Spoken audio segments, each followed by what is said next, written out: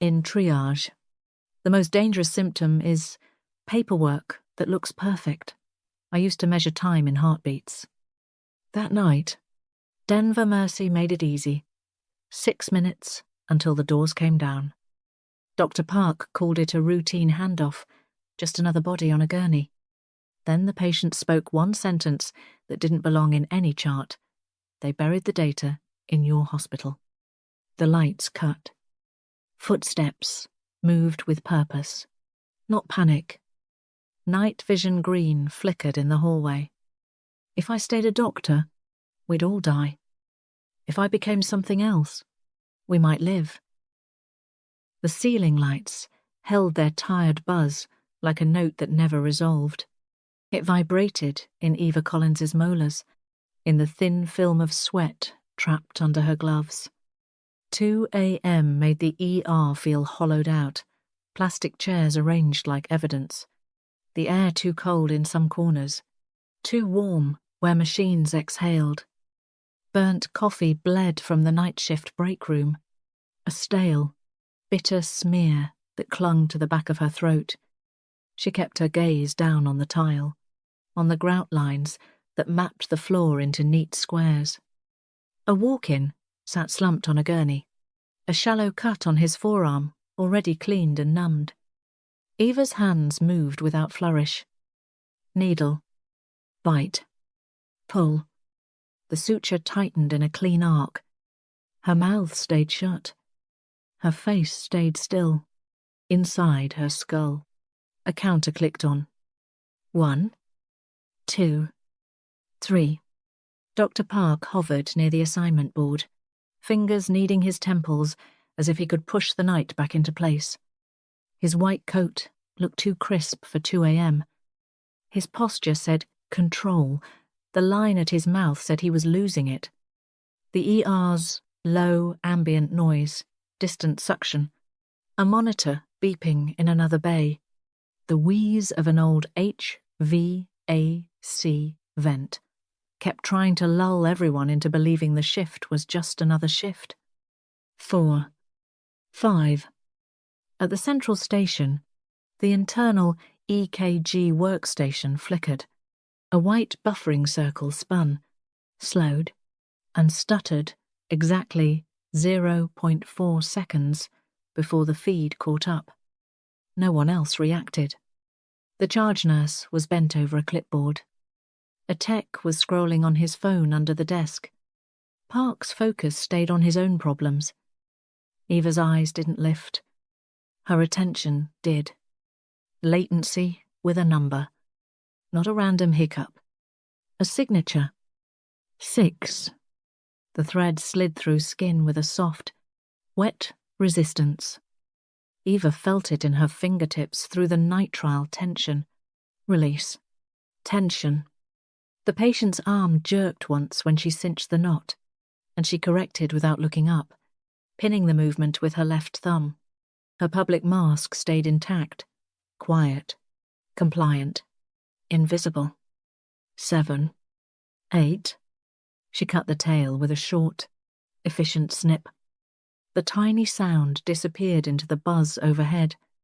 She set the scissors down and pressed sterile gauze to the wound. The pressure exact, neither tender nor careless. Her mind ran its own overlay, inventory, angles, exits, variables, while her face remained a blank chart. The buffering circle had been brief, but it left a residue. A hospital network didn't buffer like a streaming movie. Monitors didn't lag on internal feeds unless something was choking the lane. Rerouting packets, encrypting, siphoning, or deliberately introducing delay to mask a second signal riding under the first. She didn't need to see the firewall logs to know the building had been touched. Park exhaled hard and leaned closer to the board, as if proximity could command order. His fingers rubbed the same spot at his temples until the skin shone. "You took a bullet for me on that misdiagnosis last week. I owe you. But the medical board doesn't care," Park muttered, voice tight with exhaustion. "The state health inspectors are working nights lately because of budget cuts." He said it like a complaint to the universe. Like the universe might file it and forget. Eva didn't answer. She turned the patient's arm to check for bleeding, taped the gauze down, and kept her eyes on the tile. The silence was a choice. Speaking invited attention. Attention invited questions. Questions invited the kind of scrutiny that dragged old blood into new light. The radio at the security desk crackled. A dispatcher's voice, flat, urgent, cut through the station's hum. Multiple vehicle collision. Southbound. Chain reaction. Units requested outside. Sirens rose and faded in the distance. The sound dopplering through the city like a warning pulse. It was loud enough to make the waiting room look up, then quiet enough to let everyone pretend it wasn't about them. Eva's overlay tagged it anyway. Diversion. If the police were stretched thin, response time thickened. If response time thickened, someone inside the ER could act with fewer interruptions. She cleaned up the small tray, discarded the needle, and wiped her gloved fingers on a towel that smelled faintly of antiseptic and cheap paper. Her gaze never left the floor. Then the glass doors at the entrance shuddered as something heavy hit them from the outside. The first gurney burst through the doors with the hard rattle of wheels over threshold metal. It was pushed by hands that didn't slow down for courtesy or caution. Another followed, then another, the lines so tight their frames clipped each other as they turned. The ER's polished tile became a track. Blood hit it in fat drops.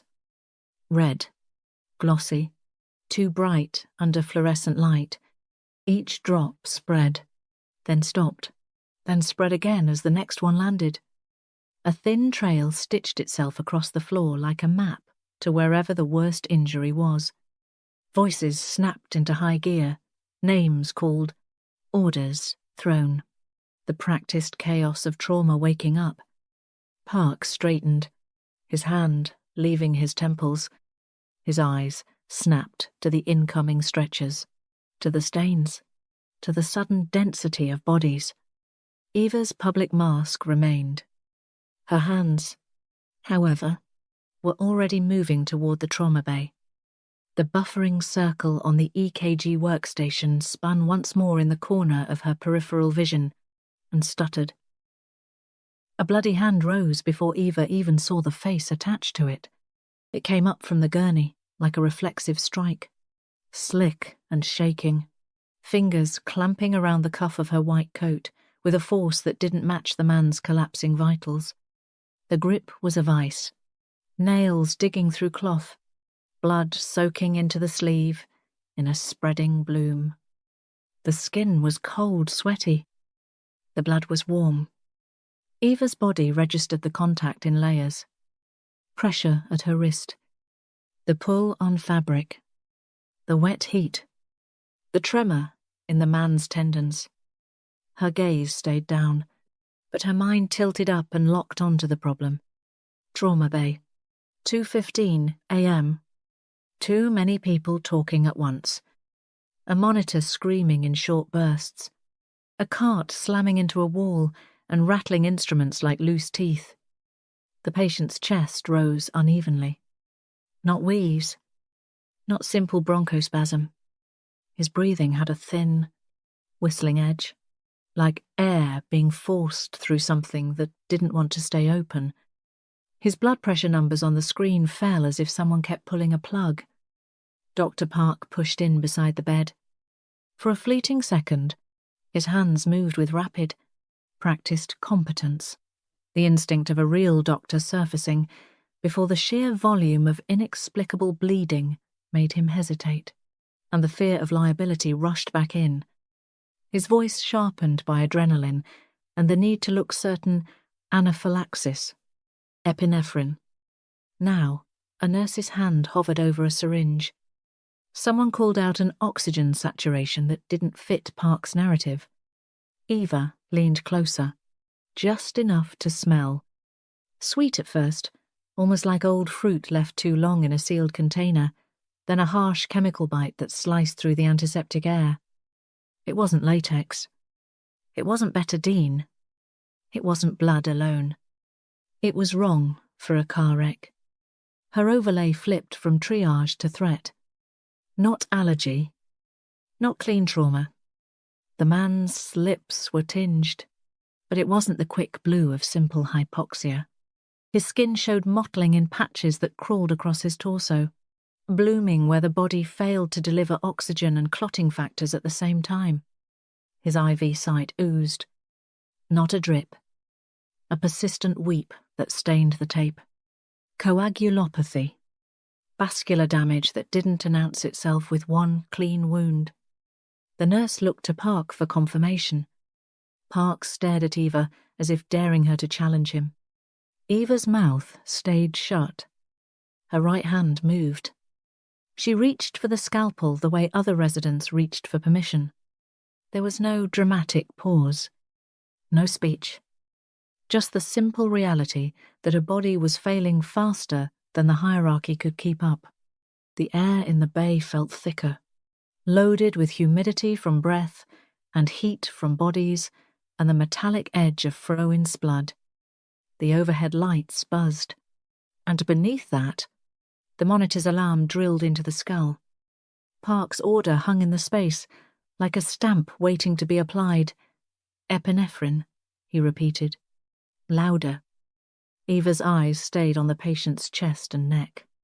The geometry mattered. The skin there moved with each desperate pull of air. His throat muscles jumped, working too hard. His bleeding wasn't theatrical. It was diffuse. Micro-leaks. The kind that turned pressure into collapse. She made a decision that had weight. Her gloved fingers pinched and steadied. The blade touched skin. The sound was not a cinematic rip.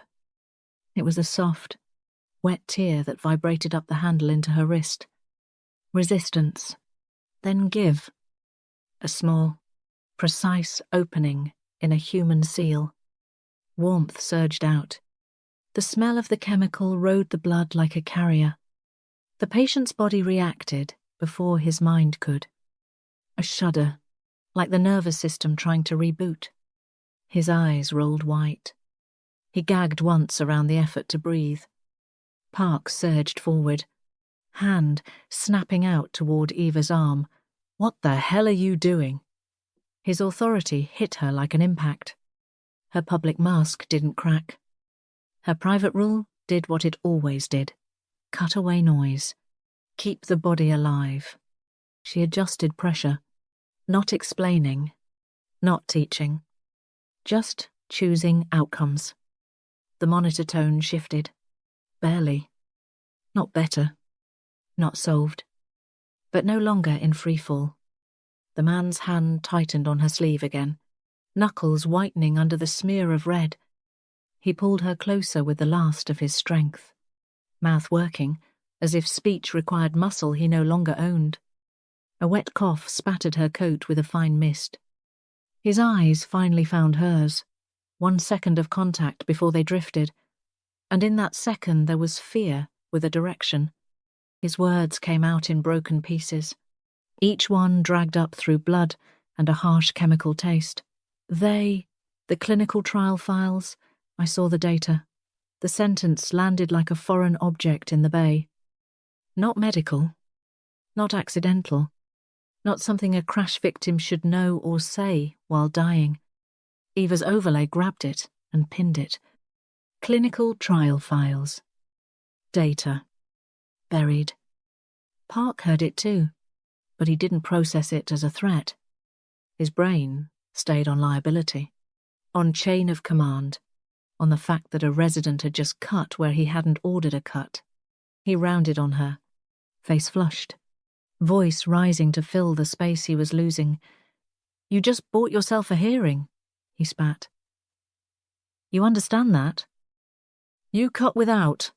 The patient seized again, a shallow convulsion that rattled the bed. The IV line trembled.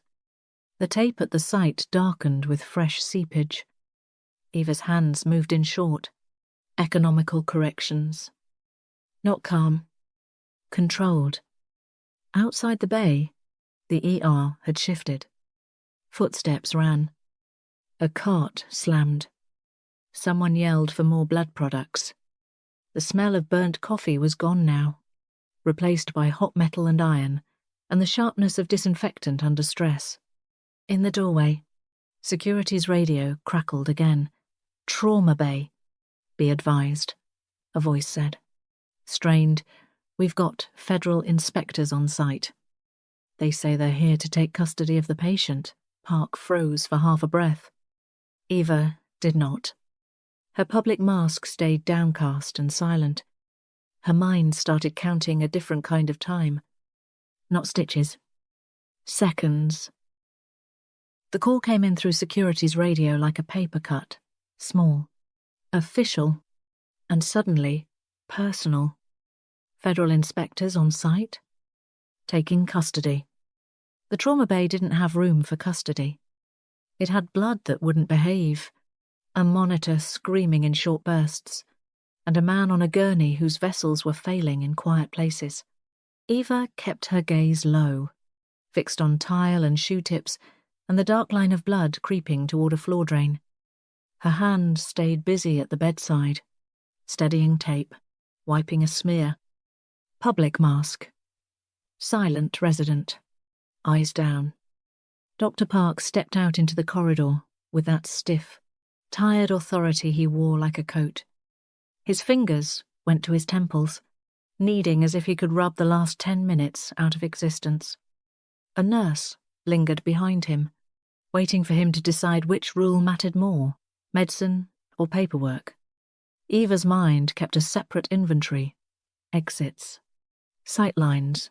The narrow lane between curtain and wall where a body could vanish for a second. They arrived too clean for 2:30 a.m. 2 men in dark suits that fit like uniforms. One held a badge wallet up at Park's eye level. Park leaned in and squinted, trusting the ritual, already halfway to surrender. Eva did not look at the badge. She watched the men. The first one didn't look at the patient. His eyes skimmed corners, door frames, and the thin funnel between beds. Fatal funnels. The second man's pupils were a touch wide for the light, adrenaline bleeding through control. And, under disinfectant and blood and the hospital's stale coffee, another smell pressed through. Sharp. Solvent sweet. Hoppy's number 9. Gun oil. Eva's overlay snapped on without permission. Not cops. Not clinicians. Not here to help. Even the radio timing felt wrong. Cadence off. A delay that sounded like a signal routed through something that didn't want to trace. Park nodded, eager to hand the problem to anyone who promised it would leave fine, he said. Too fast, if you're taking custody. Take it. Just do it clean. Eva drifted to the IV pole like she was checking stability. The bag swayed on its hook.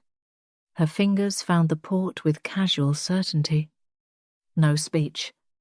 No warning. She drew up heparin and slid it into the line with pressure that looked like routine. The patient's IV site was already weak, tape-stained, tissue angry, vessels compromised. Heparin didn't create the damage. It made the damage loud. One of the men stepped past Park without asking. His hand went to the bedrail, bare skin on metal. The other moved to the head of the gurney and gave a short nod to someone who wasn't there. Team check. Silent and practiced. A nurse tried to object. Park started to talk about forms. The words died. Eva watched the first man's wrist rotate as he leaned in economy of motion, no wasted angle. Then his hand went for the IV tubing. He yanked. The line came free with a soft snap. The patient's damaged vessel responded the way overstretched tissue always did. It failed. A tight swelling at the insertion point ballooned, then ruptured with a wet internal pop. Blood didn't seep. It erupted. A red jet punched through loosening tape and sprayed across sheet and glove and suit sleeve. Warm mist dotted the second man's collar and jawline. The iron smell hit the room like a door kicked open. The monitor caught the pressure drop a beat later. Code blue flashed. The alarm rose into a single, relentless wail. People surged on reflex gauze, suction, shouted orders, then stalled when the men didn't retreat, didn't call for help, didn't act like anyone who belonged. Their cover had just been shredded by physics. Blood is loud. Park's hands lifted as if he could stop the sound. His eyes snapped to Eva, then to the men. "What did you do?"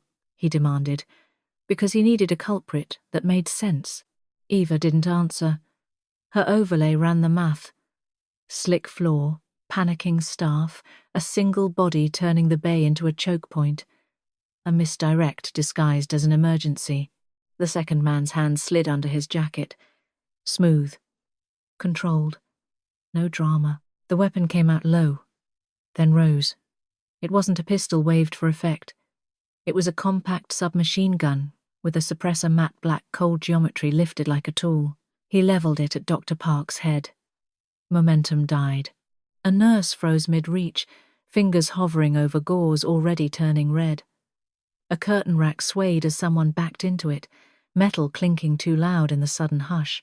Park's mouth opened, then shut.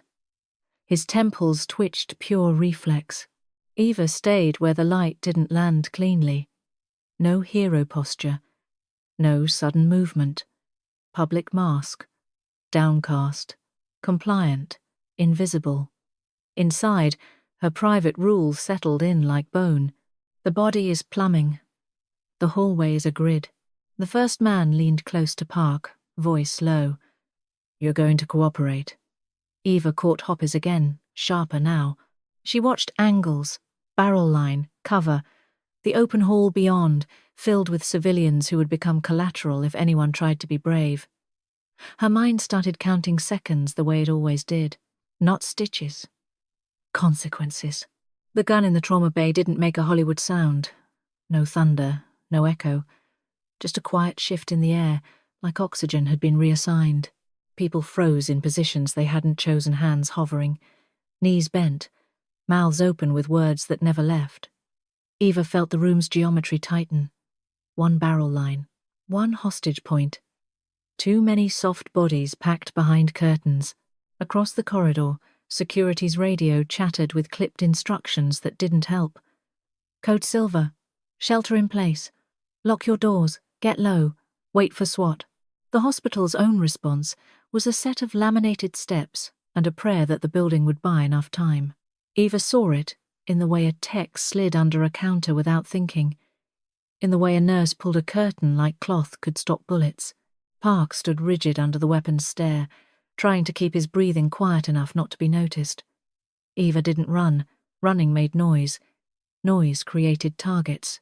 She let her body drift out of the bay the way a shadow drifts small steps. No eye contact, hands low, as if she'd been dismissed. Public mask did the work. Compliant resident, scared staff, nothing special. Inside, her overlay built a grid of hallways and choke points, and a second clock started ticking under her skin. The central hallway was a corridor of glass and tile and fluorescent fatigue. The fire alarm box sat midway down the wall, red behind protective glass, a small promise of consequence. Eva moved toward it without speeding up. A steel fire extinguisher hung nearby, cylinder dull with fingerprints and old inspections. She wrapped her hand around the cold handle and felt the weight settle into her wrist. Simple physics. Leverage. One swing. A suppressed shot popped somewhere behind her, more a cough than a bang, and someone screamed anyway. The sound ricocheted off tile and stainless steel. Eva didn't look back. Looking back was wasted time. She planted her feet, lifted the extinguisher, and drove it into the fire alarm glass. The impact was brutal and clean. Glass spiderwebbed, then collapsed inward with a sharp, crystalline spill. Shards hit the floor and skittered under baseboards. Her knuckles rang from the vibration travelling through the metal. She reached in and yanked the lever. The alarm erupted. Not one sound, but a layered assault bells, strobes, an electronic shriek that felt engineered to punish the human ear. Sprinkler indicators clicked. A recorded voice began to repeat instructions nobody could follow. The strobe light turned the hallway into chopped frames, motion broken into jerks. And then the building answered. The fire doors dropped from the ceiling like guillotines, 3-layer steel slabs, hidden until they weren't, slamming down in sequence with a heavy hydraulic finality. The first one hit with a metallic boom that vibrated through the walls. The next followed, then the next, sealing intersections, cutting sight lines, turning the ER into a locked ward made of metal and panic. Air pressure shifted. The smell of smoke that wasn't smoke ozone from stressed electronics mixed with blood and disinfectant. Somewhere behind the doors, people hammered on metal and screamed questions. It didn't matter. The system had committed. Locked zones. Controlled fire spread. Controlled people, too, whether it admitted that or not. Eva stayed still long enough to feel the new boundaries settle. No easy exit. No cavalry from hospital security. Just time. 360 seconds. Until SWAT cut through the steel. No gun. The environment was the weapon. She heard the men react, boots moving with purpose, not panic. They didn't fire blindly. They repositioned, using the new walls as cover, turning the lockdown into their own maze. One of them barked something low, not for staff but for teammates. Eva took a breath that tasted like burnt dust and alarm circuit heat. Then she moved, using the strobe's rhythm to hide her steps between flashes. A suppressed burst snapped and chewed into the electrical panel at the end of the hall. The sound was wrong in a hospital. Too controlled. Too close. Metal pinged. Plastic cracked. Sparks hissed. The hallway lights flickered, fought, then failed. For half a second the strobe kept going, bright and violent, and then it died too. The fluorescent buzz cut out, leaving a silence that made her ears ring. Darkness poured in like oil. Not total emergency lights kicked on, but the world shifted into a dim, smeared red that stole detail and depth. The temperature dropped in an instant, a change you could feel on exposed skin as HVAC systems rerouted and shut down zones. Eva's eyes adjusted. So would theirs, but not the same way. If they had night vision, this was where it paid off. If they didn't, this was where professionals still moved like they could see. She heard the soft scuff of boots finding new positions, the faint rattle of gear against fabric, the careful restraint of men who didn't waste breath. Park's voice carried once, strained and small, then cut off. A human being learning what a hostage feels like. Eva pressed her burned glove hand against her thigh to damp any accidental sound. Her mind kept counting. 359. 358. The red emergency glow pulsed over the steel door line like a warning heart. Somewhere in the dark, the hunters adjusted their aim, and the ER, sealed from the rest of the world, sank deeper into blackout. The blackout didn't just kill the lights. It killed depth. Red emergency glow smeared the world into soft edges and bad guesses, and the fire alarm's leftover ringing sat in Eva's ears like a migraine with teeth. The air turned colder in one breath. HVAC rerouting, zones shutting down, the building deciding what it could afford to keep alive. Somewhere behind steel, people were still pounding, but it sounded far off now, like the ER had dropped underwater. Boots moved in the dark, not running, not scrambling, a slow, controlled sweep. She caught the faint click of gear kissing fabric, the whisper of nylon straps, the tiny metallic tap of something being checked by touch. Night vision, she told herself. They'd brought their own eyes. In the red haze, a green glint flashed once in the hallway like a fish under ice, then disappeared. Her public mask was useless in this part of the maze. No one cared if she looked compliant when they couldn't see her. 346. 345. She slid into a narrow supply corridor that smelled like plastic wrap, antiseptic, and old cardboard. Shelves crowded both sides, stacked with trauma kits, saline, gauze, sealed packs of tubing. The corridor was a choke point by design, a throat. She liked throats. A crash cart sat half-tucked into an alcove, its wheels locked, its drawers labelled in faded Sharpie. The tile here was slick even before blood, polished for cleaning, not traction. She pulled in a breath, felt it scrape at the back of her throat, and moved her weight onto her heel. She drove her boot into the crash cart. Steel frame slammed down with a loud, ugly clatter that felt indecent in the hush. Plastic drawers rattled. A bundle of wrapped syringes spilled and skittered. The noise wasn't accidental. It was bait. Something to pull the point man's attention down this corridor into a place where the floor could matter. Eva's other foot came down on a case of saline. The thin plastic bottles popped under her heel, splitting with a wet crack. Cold fluid poured out fast, spreading across tile in a glossy sheet. She stomped again, shattering more, the bottles collapsing like cheap lungs. White foam bubbled where saline hit dust and residue, and the corridor became a shallow, shining puddle that reflected red emergency light in broken streaks. The floor went from clean to treacherous in seconds. The smell was simple salt, plastic, faint chemical tang, but the feel of it was immediate. Slick, clingy, ready to steal balance. Blood would mix with it soon. She could almost hear the sound it would make under a rubber sole.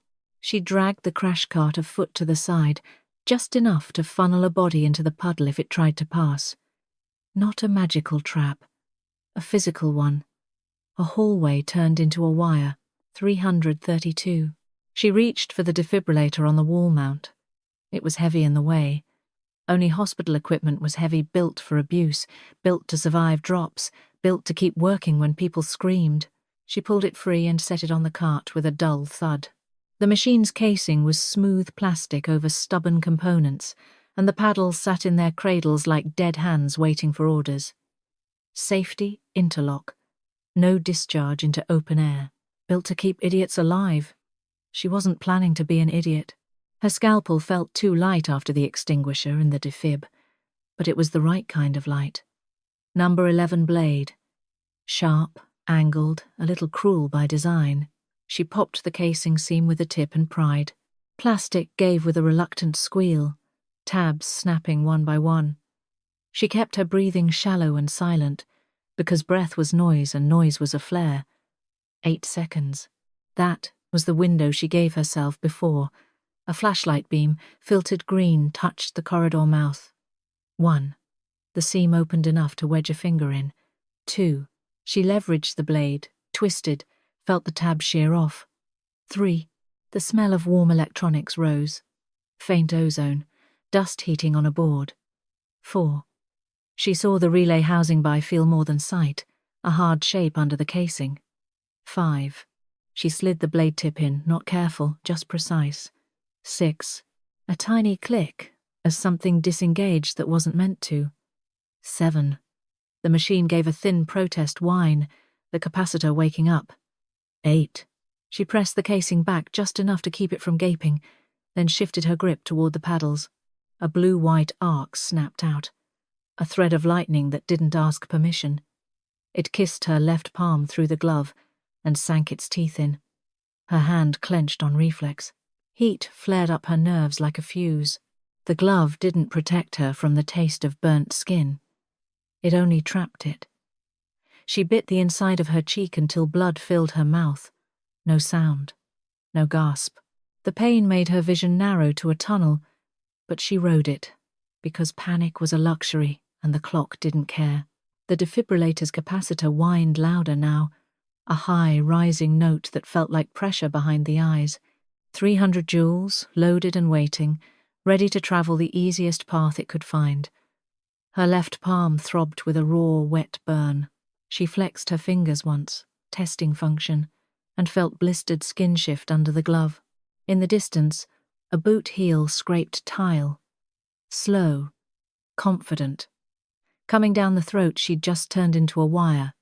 311. 310. The red emergency glow pulsed faintly on the saline slick. And in that shallow puddle, the world looked like a mirror that didn't tell the truth. The first thing she saw was the puddle moving, not from airflow, from weight. A rubber sole pressed into saline and made a slow wave roll across the tile, catching red light and throwing it back in a dull shimmer. The point man came in careful, rifle-angled, flashlight beams stuttering in a tight cone. Even through the blackout and the alarm residue, he moved like someone trained to trust his feet. He didn't know the floor had been rewritten. Eva stayed tucked in the corner, where shelving cast a deeper shadow.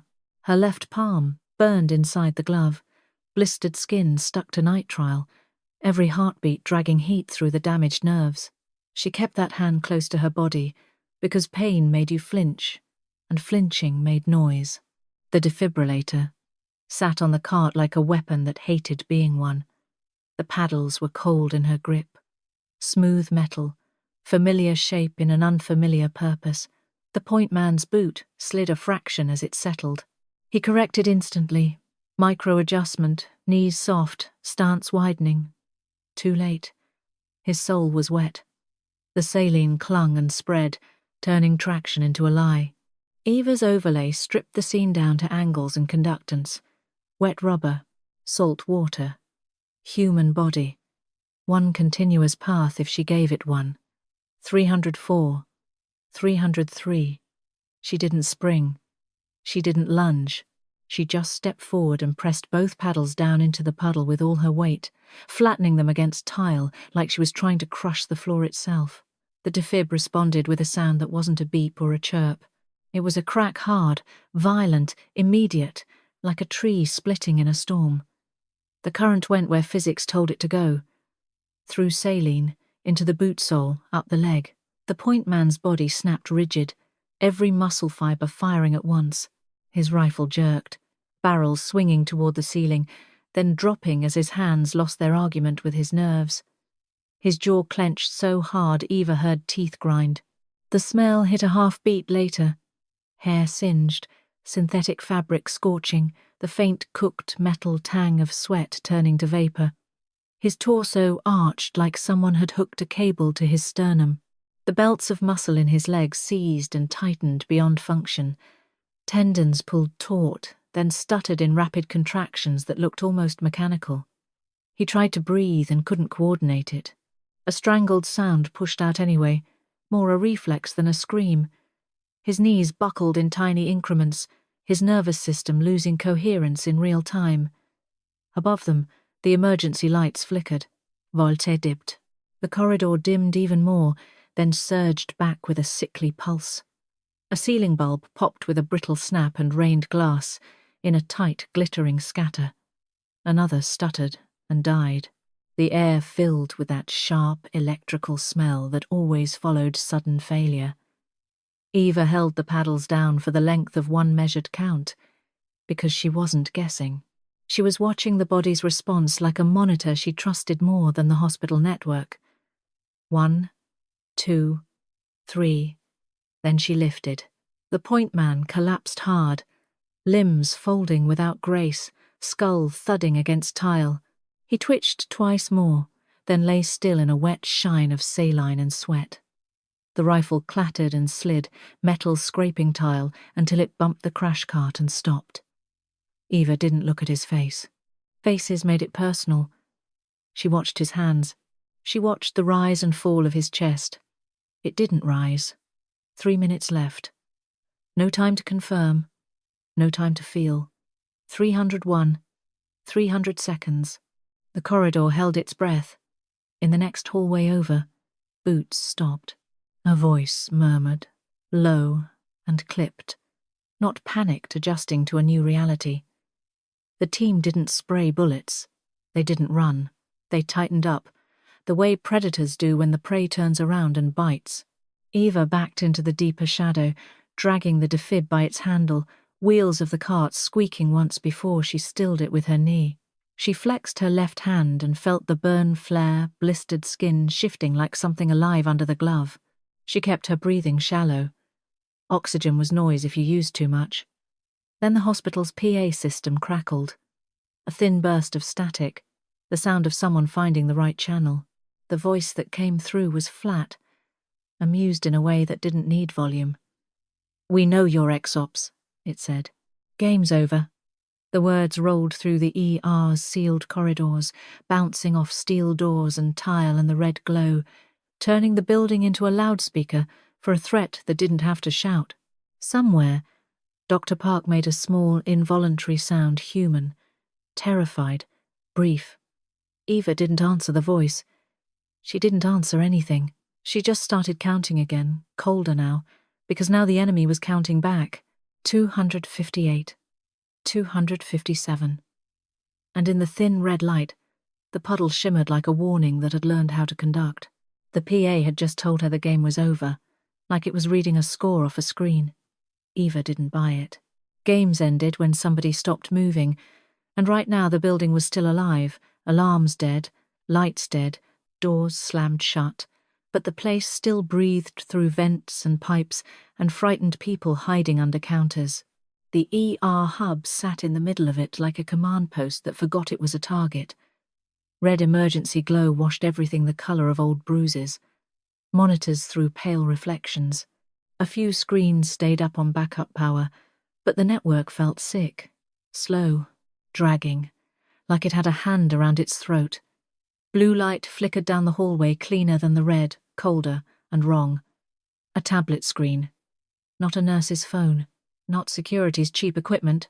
This was military-grade shine, tight and focused, painting the wall in a narrow rectangle that moved with purpose. The lead operator wasn't walking blind anymore. He'd stopped hunting her by sound. Now he was hunting the witness by math. Eva heard the faintest electronic chirp from the hub workstation, a ghost update, and her mind snapped to it. EKG signals didn't just show up on somebody else's screen unless somebody invited them in. The hospital's wireless was being pulled like thread through a needle. She could almost feel the packets moving. She kept her body small and uninteresting, shoulders rounded, head down, public mask out of habit, even when no one was looking for a polite resident anymore. The compulsion underneath it was louder. Fix the variables, reduce the chaos, keep the body alive long enough to matter. Her private rule, old and ugly and useful, kicked in without ceremony. If they can see the heartbeat, they can see the person. The witness was still breathing, shallow and ragged, strapped to a gurney near the hub with whatever staff hadn't fled. Dr. Park hovered close, wide-eyed, hands twitching like he wanted to help, but didn't want to touch anything that could leave him holding blame. He kept looking at the doorways like paperwork might walk in and save him. A monitor near the gurney pulsed in the red light, its waveform jittering like a nervous lie. Electrodes on the man's chest clung under sweat and blood. Those little adhesive circles suddenly felt like a beacon. Eva slid in, close, quiet, and peeled one edge up. The adhesive let go with that soft, wet sound that always reminded her of bandages pulled too fast. The witness flinched, fingers curling, but she pinned him gently with her forearm and kept going. No comfort words. No, "You're okay." He wasn't okay. She didn't waste breath pretending. She gathered the lead wires in her fist, a fistful of cheap plastic and copper that had never been meant for deception. The cords were thin, light, ridiculous, until you remembered everything in a hospital was a tool if you pointed it the right way. Blue light flickered again, brighter now. The lead operator had stopped somewhere with a clear line to the hub. She could picture him staring at a heartbeat trace like it was a map. 248. 247. The IV pump sat on a pole by the hub, still running on backup power, its motor making a small, steady hum that nobody paid attention to when the place wasn't on fire. The kind of sound you stop hearing after a week in an ER. Eva moved to it like she belonged there because she did, and popped the casing seam with her scalpel tip. Plastic gave. A tab snapped. The pump's little internal panel winked dimly, guts exposed. She jammed the lead tips against the exposed contact points of the motorboard, her fingers working entirely by feel to bridge the circuit. A quick twist, a hard press. Hold. She wasn't building something elegant. She was making a lie loud enough to travel. The motor vibrated under her palm, consistent, mechanical, stubborn. When she flipped the pump switch, the vibration steadied, and the lead wires began to carry that rhythm like a heartbeat stolen from a machine. The hub monitor didn't know the difference between a human signal and a mechanical hum translated through cheap wiring. It only knew the pattern. On the hub screen, a waveform appeared, perfectly regular, 60 beats per minute, calm as a metronome. The phantom heartbeat. Eva's overlay ran the clock with it. 60 seconds, maybe less, before somebody noticed the signal didn't belong to flesh, before a door got kicked and a flashlight found the wrong room, before the lead operator looked up from his tablet and realized the hospital was fighting back. Her internal voice stayed flat, not dramatic, just factual. The fake signal will hold for 60 seconds before they kick in the oxygen room door and realize the trap. She didn't look at Park while she said it inside her head, but she felt him watching her hands like he'd finally found the monster he'd been afraid of since she cut without permission. He opened his mouth once, then shut it. Whatever he wanted to say got swallowed by survival. Blue light shifted. It moved away from the hub and toward the left corridor. The lead operator had taken the bait. He wasn't guessing. He was following the clean 60 beats per minute line she'd fed him, confident and calm because predators loved clean data. Eva grabbed the gurney rail. Cold metal, sticky with dried blood. The witness moaned once. Low. And Park jerked like the sound might summon gunfire. Eva leaned in and pressed a hand over the witness's mouth. Not hard, just enough to quiet him, and Park flinched at the intimacy of it. Eva didn't apologize. She pushed. The gurney wheels rolled over tile with a soft rattle. Too loud. She timed the movement between the building's small noises, the distant boot scuffs, the faint clink of gear, the hum of backup fans. She steered them away from the hub and into the corridor that led toward the OR suite. Park stumbled alongside, one hand on the gurney, the other reaching for walls like the building might hold him up. He whispered something that sounded like a prayer, then caught himself and went silent. The motor buzz behind them kept steady, pumping out its fake life. Blue light slid farther down the hall, disappearing toward the oxygen storage area. Eva counted seconds in her teeth. 57. 56. Every second she bought had a cost waiting at the end of it, and somewhere in the dark, a reinforced door was about to get kicked in for nothing. The oxygen room door took a hit that shook the corridor even through steel and distance. A single, heavy impact, like a boot-finding purchase. Then another. The sound carried down the hall in a dull thud that made the hair at Eva's neck lift. She didn't need to see it to know what happened next. A quick sweep of a room full of tanks and metal shelving, a flash of green, a curse swallowed behind discipline. Then nothing. A pause. A recalculation. The OR corridor smelled different. Cleaner, sharper, sterile supply, and old plastic and that faint metallic tang of instruments that had been scrubbed 1,000 times. The anti-static floor under her shoes had a matte grip that felt like a promise. It was a lie. Everything was a lie tonight. She shoved the gurney into OR3 with the last of her 1-minute gap, wheels bumping the threshold seam. Park slipped in after them, eyes wide, mouth trembling. The witness breathed through clenched teeth, chest rising in shallow pools that sounded wet. Eva's burned palm throbbed inside her glove, a hot, constant reminder that she wasn't invincible. She hated that pain. She craved control the way other people craved sleep. She didn't get either. Park hovered near the instrument table, hands up like he was afraid the room might accuse him. His public self, the administrator, the guy who talked in committees, had nowhere to stand here. In the red spill from the hall lights, he looked like a man caught without a script. Eva's gaze swept the room. Familiar layout. Tables. Trays. The breaker panel on the far wall. The anesthesia machine sitting like a quiet animal. The overhead surgical lights, dark now, ready to wake on backup power if someone let them. Her overlay labelled the problem fast. Armoured killer with night vision versus an unarmed surgeon in a room built for cutting. She listened. Bootsteps. Not rushing. Not searching anymore. Approaching with certainty now. The oxygen room was empty. So, he was coming. 226. 225. The reinforced OR door took the first hit like a punch.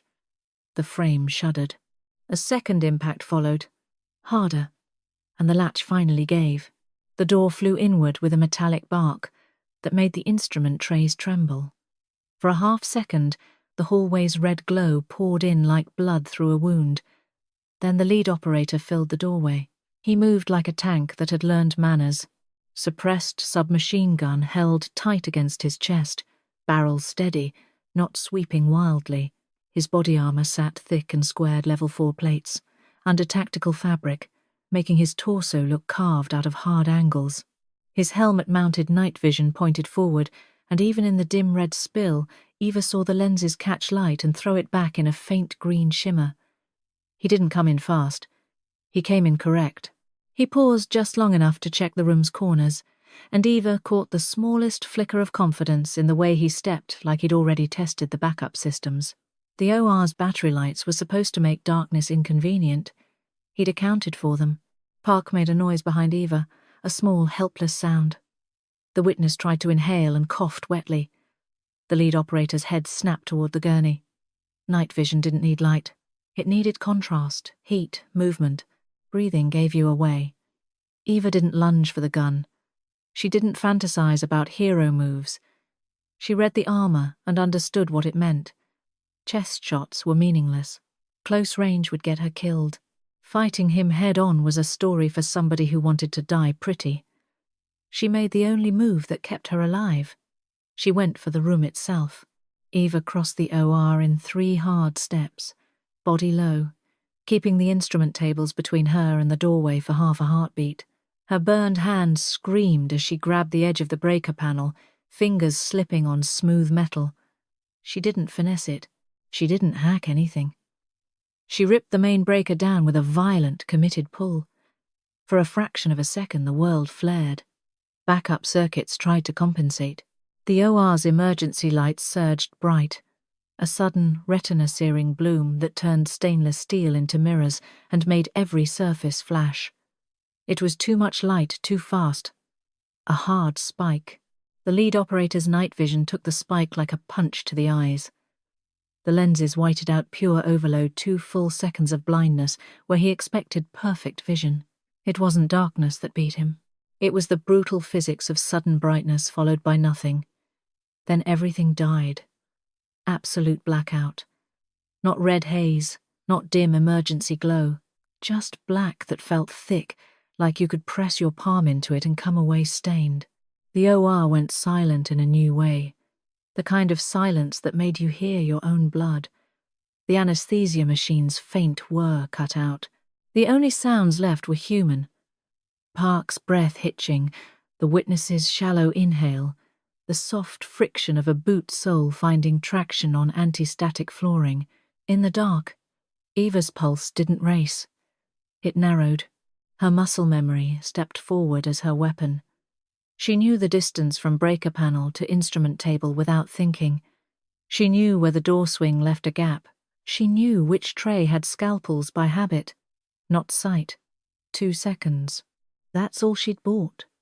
In that 2 seconds, the lead operator's gun came up anyway, firing blind on training and anger. The suppressor turned it into a series of hard coughs. Metal rang. A tray screamed as rounds tore into it, scattering instruments like thrown coins. Something glass shattered vials or a light cover spraying tiny pieces across the floor. Park choked back a shout. The witness jerked. Eva moved, silent, because sound was now the only light. And the OR, built for clean procedures, became a killing room made of touch and breath. The first hit wasn't loud. In the suppressor dark, it was a wet punch, like someone clapping a hand over her mouth from the inside. Eva felt her shoulder open and didn't see it, just the sudden warmth flooding down her arm, the sticky slide under her sleeve. She kept moving anyway, low to the tile, cheek almost touching the anti-static floor that smelled faintly of bleach and old plastic. Somewhere near her ear, metal kept coughing. Trays shrieked when rounds found them. A scalpel skittered and kissed the floor with a tiny, bright sound that didn't belong in a killing room. Park was behind her, breathing too fast. The witness made a thin, involuntary whimper, the kind you hear when the body tries to sit up and can't. In the dark, their fear had weight. It pressed on her ribs. It also gave her a map, where they were, how close the door was, which side the operator favoured when he pivoted. Her mind flattened it all into numbers. Distance. Timing.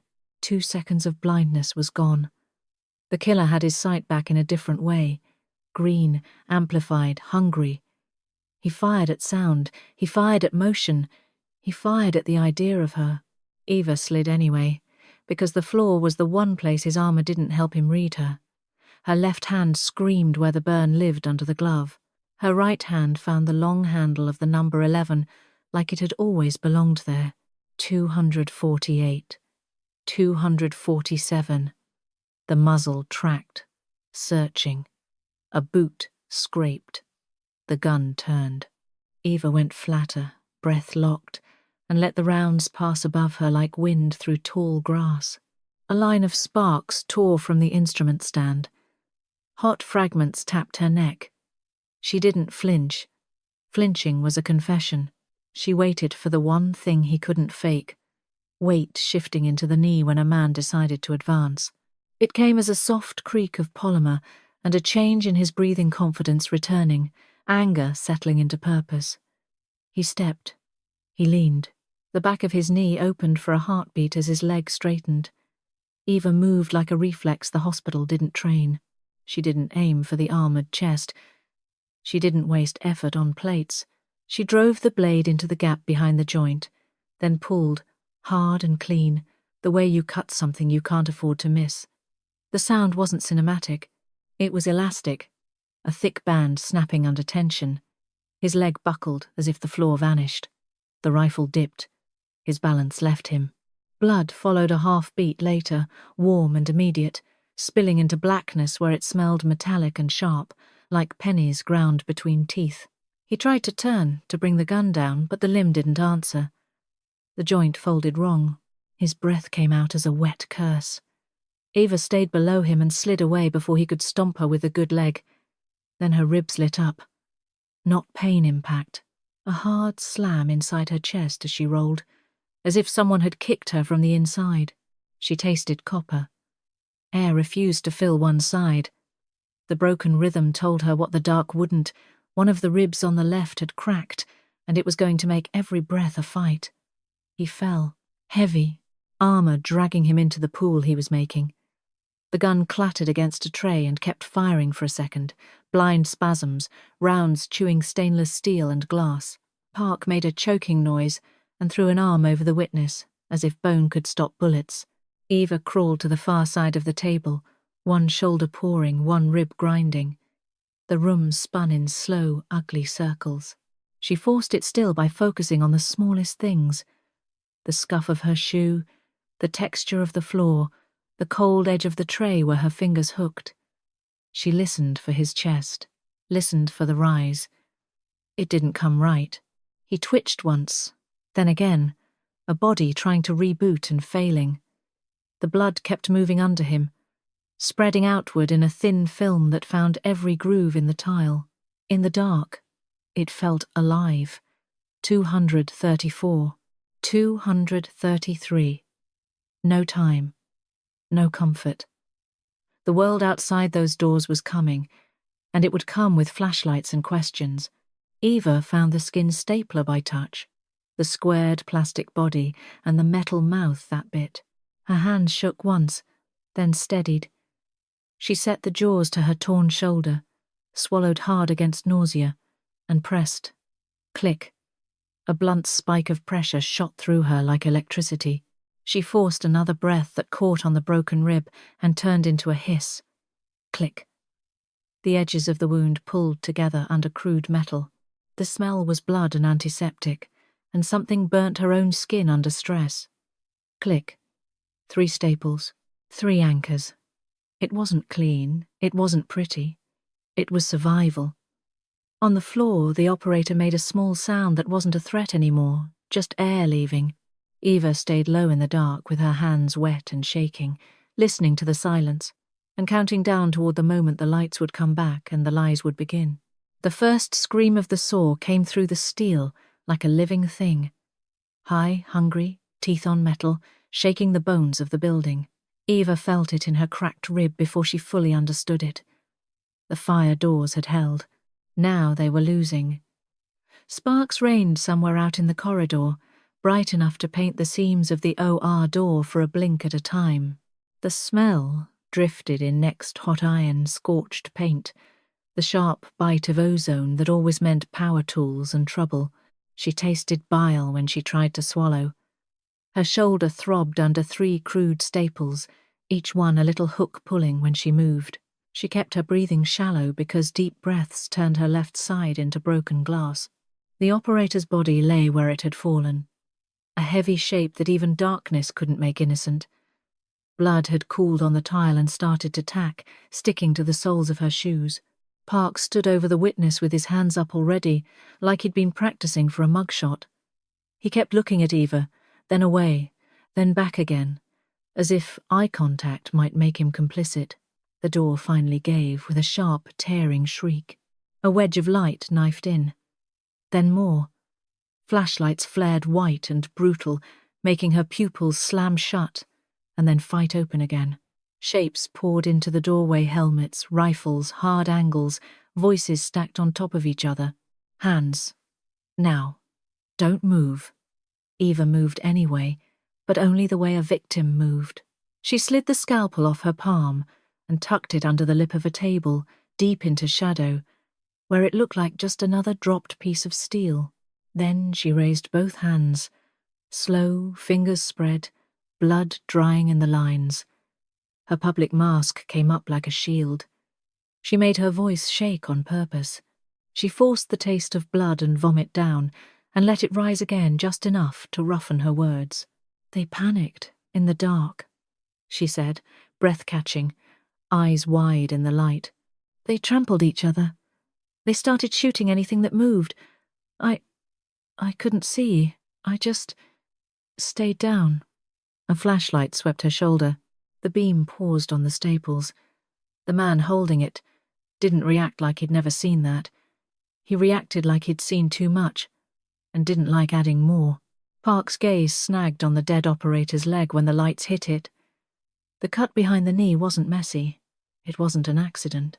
It was a single, exact line, opened at the one place armor didn't cover, where tendons and artery lived close enough to touch. Park's face went pale in a way hospital lighting couldn't hide. Sweat broke at his hairline. His mouth opened as if he might tell the truth. Eva didn't look at him. Looking would turn it into a conversation. She kept staring at the floor like she'd been trained to do when people with authority entered the room. Park swallowed hard. You could see him doing math in his own head: liability, hearings, the board review in 3 days, the way a scandal would crawl through his life and strip him down to nothing. He glanced at Eva's hands, then at the cut again, then at the SWAT lead, who was watching him like a dog watches a man with a hidden treat. Park cleared his throat. His voice came out too loud. They tripped into our surgical cart, he said, and the lie sounded like it hurt him. In the blackout. The instruments. It was chaos. The SWAT lead didn't nod. He didn't deny it either. His eyes stayed cold. Measuring. Filing. Somewhere out in the hall, more boots moved. More radios crackled. Someone called for EMS, even though they were standing inside a hospital. Eva kept her hands up. She kept her breathing shallow. She kept the mask on, because a mask was faster than explaining. Then, from the floor near the operator's body, a thin electronic chirp cut through the noise. Not a hospital monitor. Not an alarm. Something smaller, sharper, and wrong. A broken tablet screen flickered once in the flashlight spill. Static. A quick line of text that shouldn't have survived a firefight. Mission failed, unknown asset. The message blinked and vanished as if it had never been there. Eva felt the room change. Not the men. The air. Like everyone had inhaled at the same time, and no one knew how to exhale. The SWAT lead stared at the dead operator, then at Eva, then at Park. His jaw tightened. Eva lowered her gaze again, forcing herself to look scared instead of focused, weak instead of cataloguing. Her shoulder bled under the staples, her rib ground with every breath. The pain was real. The danger was bigger. Outside the sealed ER, the world had finally arrived. Inside it, something had already sent the story forward without them.